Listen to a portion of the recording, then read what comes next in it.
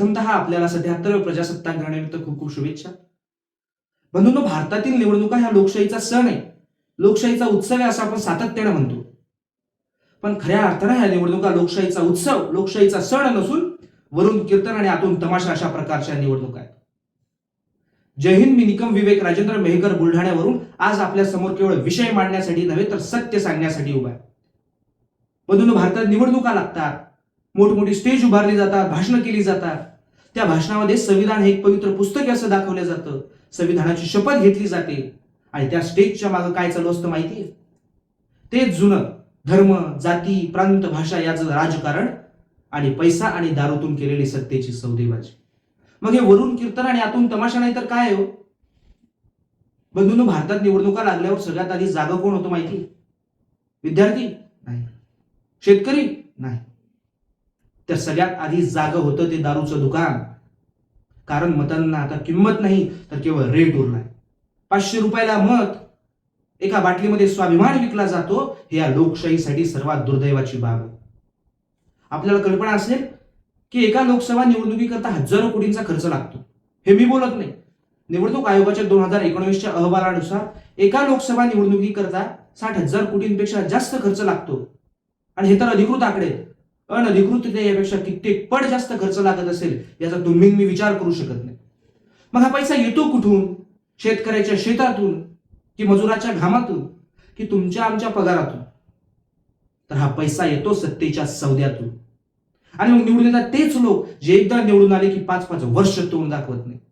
जेव्हा आपण त्यांना विचारतो की शेतकऱ्याच्या शेतात अतिवृष्टी झाली तेव्हा तुम्ही कुठे होतात, शेतकऱ्याचा पीक विमा अडकला तेव्हा तुम्ही कुठे होतात, तर तेव्हा हे दिल्ली मुंबईला बसून एसीच्या रूम मधून शेतकरी कष्टकऱ्यांसाठी ट्विट करत होते.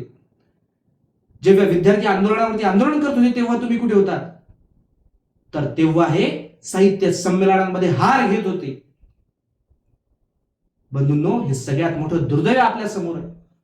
आजची निवडणूक म्हणजे प्रश्न विचारण्याची नव्हे तर प्रश्न दाबायची वेळ झाली. जो प्रश्न विचारतो त्याला देशद्रोही, धर्मद्रोही, नक्षलवादी, अँटी नॅशनल म्हणून घोषित केलं जातं. जो सत्य समाजासमोर मांडतो त्याला शहरी नक्षलवादी म्हटलं जातं. संविधान हातात घ्यायचं पण त्या संविधानावर भाष्य करायचं नाही. संविधानाची शपथ घ्यायची पण त्याच संविधानाला बदलण्याचा विचार करायचा. आरक्षणावर बोलायचं, त्यावर टीका करायची आणि तेच आरक्षण वापरायचं.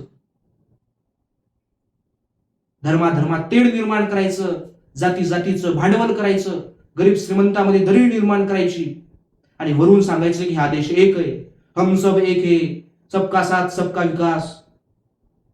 बंधूंनो, देश एकच असतो पण या राज्यकर्त्यांच्या राजकारणामुळे देशामध्ये फूट निर्माण होते. मायबाप, ही आजची निवडणूक गोरगरिबांसाठी राहिलेली नाही. ही निवडणूक म्हणजे इव्हेंट मॅनेजमेंट झाले. मोठमोठ्या रॅलीज, रोड शोज, ताफे, गाड्या, मोठमोठे लेझर लाईट, पण शेतकऱ्यांच्या शेतात मात्र आजही अंधारच. शेतकऱ्याच्या मुलाला भारतात शिकायचं असेल तरी एज्युकेशनल लोन काढावं लागतं. आणि या राज्यकर्त्यांची, या नेत्यांची मुलं परदेशात शिकायला जातात. हा विकास आहे का? गावागावात प्यायला पाणी नाही पण जाहिरातीत मात्र नदी वाहते. खड्ड्यात रस्ता आहे की रस्त्यात खड्डे हे समजत नाहीत परंतु मात्र बॅनरवरती हायवे चमकतो. हा विकास आहे का? मग हे वरून कीर्तन आणि आतून तमाशा नाही तर काय हो? सांगायचं एक, करायचं एक. मतदार याद्यांमध्ये बोगस नावं, दुसऱ्या राज्यातून आलेले मतदार, एका नावावरती 5-5 मतदार, एका घरात 100-100 मतदार. सांगायचं एक आणि करायचं एक. विद्यार्थी आंदोलनावरती आंदोलन करतायत, विद्यार्थ्यांचे पेपर फुटतायत, विद्यार्थ्यांचं भविष्य रस्त्यावरती लोळतंय आणि तरी सुद्धा हे गेंड्याच्या कातडीचं सरकार किंवा हे राज्यकर्ते कार्यक्रमामध्ये सत्कार स्वीकारतायत, माळा घालून भाषण करतायत. मग ही असंवेदनशीलता कुठून येते? परंतु आपण हे वरचं कीर्तन आणि आतला तमाशा ओळखण्याची वेळ आली. बंधूंना, आपण प्रश्न विचारण्याची वेळ आली. आपल्याला दिलंय ना संविधानाने भाषणाचं, अभिव्यक्तीचं स्वातंत्र्य दिलंय. आपण प्रश्न विचारायला पाहिजे. कारण आज आपण प्रश्न विचारले नाही तर उद्याची आपली पिढी गुलाम होईल. आज आपण हे सहन करायला लागलं तर उद्याच्या आपल्या पिढीला याचं उत्तर द्यावं लागेल. म्हणून आपण प्रश्न विचारायला पाहिजे. कारण आपण जेव्हा प्रश्न विचारला तेव्हाच ही निवडणूक टिकेल, आणि निवडणूक जर का टिकली तर लोकशाही टिकेल. म्हणून माझा प्रश्न आहे, हे वरचं कीर्तनही लोकांना कळलंय आणि आतला तमाशाही लोकांना कळले, मग ही आता जनता किती दिवस अजून प्रेक्षक म्हणून हे बघत राहणार?